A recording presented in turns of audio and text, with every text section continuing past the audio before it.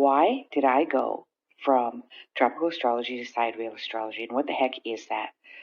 And why do you need to know this if you're going to have a reading with me?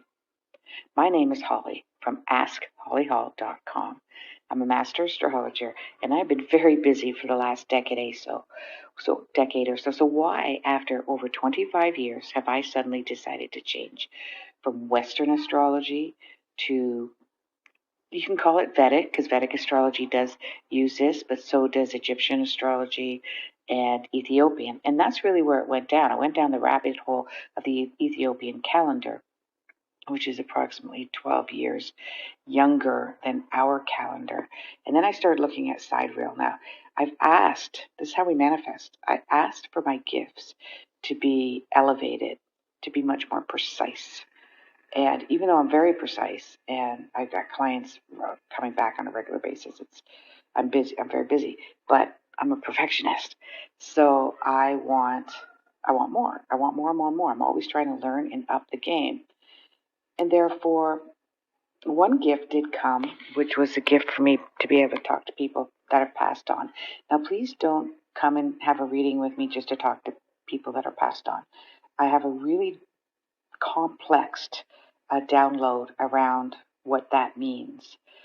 People passed on, and I'll do another podcast on that. However, it's also hit and miss for me.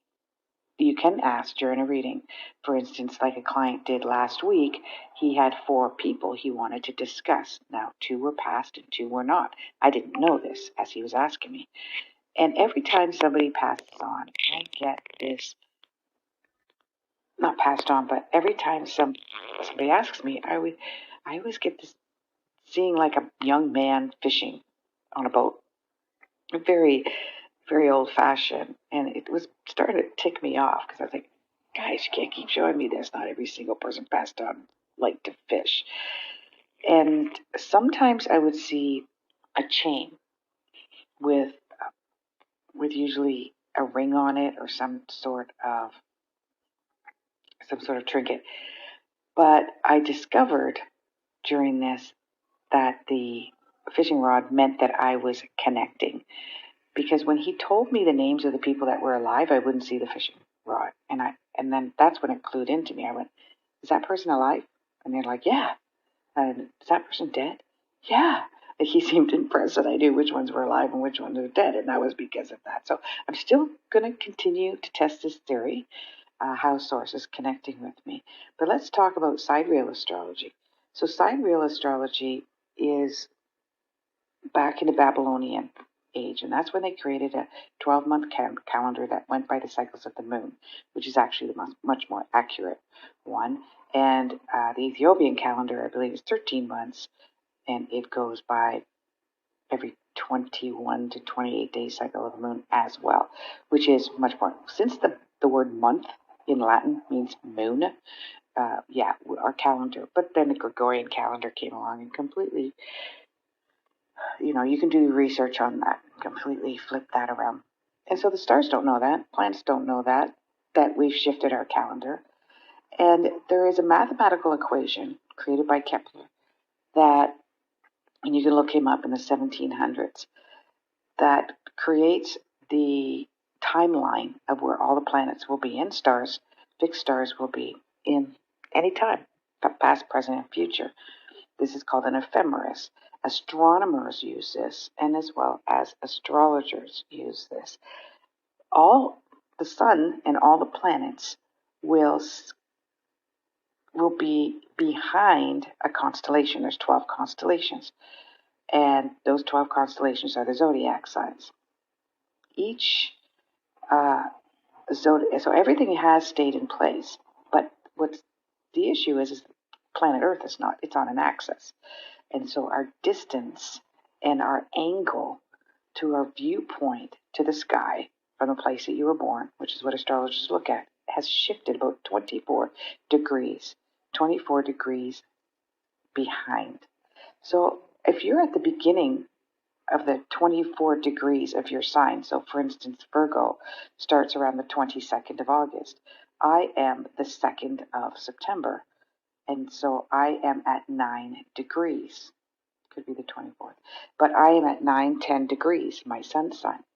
Minus 24 degrees, if I'm using sidereal, now puts me as a Leo. My accuracy is tenfold now. My accuracy, my dates. Now, the thing is nothing else changed. So it's very easy for me to add this layer to my current astrology and clairvoyant gifts. Because my clairvoyancy comes once I sit with the chart and I start with the energy of source, and then I get stuff that has nothing to do with the chart or astrology. And my remote viewing comes on its own as well. The accuracy, it also changes dates. So in the past, I would always be accurate but I might be off a month or a few weeks. And I've had clients say that. I've had clients say, like, what you said was going to happen in September, like exact happened in October, which was fine for them. It was delayed. They got the knowledge they needed, and then the advice that I give them and how to handle and manage it still applies. And they were prepared. Even though when September came, they were like, what happened? And then October came, they're like, oh, here it is. So, but in a lot of cases, since if I was born at the 24th of, or let's say the 20th of September, that would still make me a Virgo. Instead of being 28 degree Virgo, I'd probably be like 3 degree Virgo. So for a lot of charts, so far I'm noticing about 40% to 50% of the birth charts don't really change a lot. And some of them do. The moon sign stays the same because the moon sign is, I don't know why, but the moon sign, no, I can't say that, no, because my moon sign went into Capricorn. So the moon sign does shift, but most of the time it stays the same. And my moon sign is pretty late in the degree normally of Aquarius. However, I always had a Capricornian overlay on it, even when it was an Aquarius, because my moon is up against Saturn, and Saturn is Capricorn, very strong Capricorn.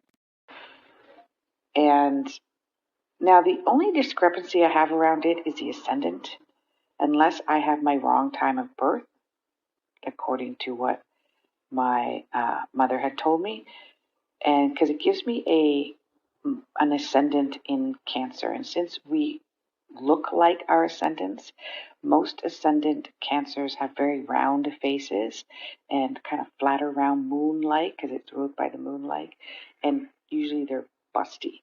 And with weight gain and age, I got a little busty, a little bit of weight gain, but no, most of my life I'm not, and I don't have the moon sign shaped face. So I'm probably going to do a new de-alignment and a divination with,